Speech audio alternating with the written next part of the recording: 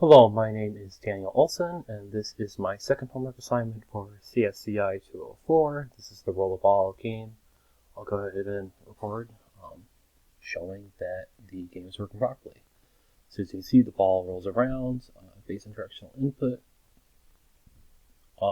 You can collect these rotating yellow cubes that will give you points, 1 point per cube. Go ahead and collect all these easy guys.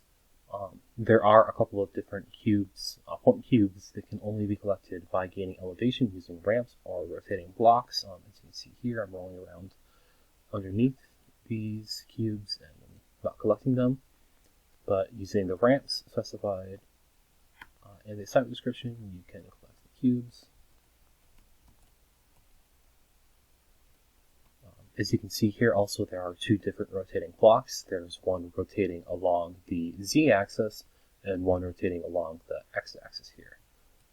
And then I can go ahead and collect those two cubes using those rotating blocks.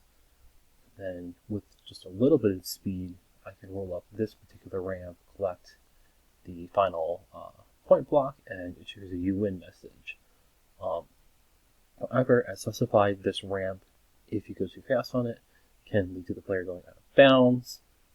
When that happens, the player hits this red trigger cube, falls through it because it's a trigger object, not an actual collider, and it triggers a "you lost" message, and the ball falls. And in order to reset the game, you have to exit and rerun it. That's specified.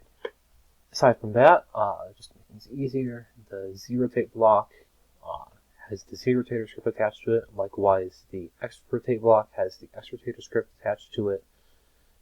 The player has the player controller script attached to it, and the camera has the camera controller script attached to it. Oh yes, and the prefab cubes have the rotator script attached to it, and this is the import camera controller script that comes as part of the tutorial. With that, I believe that shows everything off. So I'm going to go ahead and thank you for your time, and I'll submit these assets.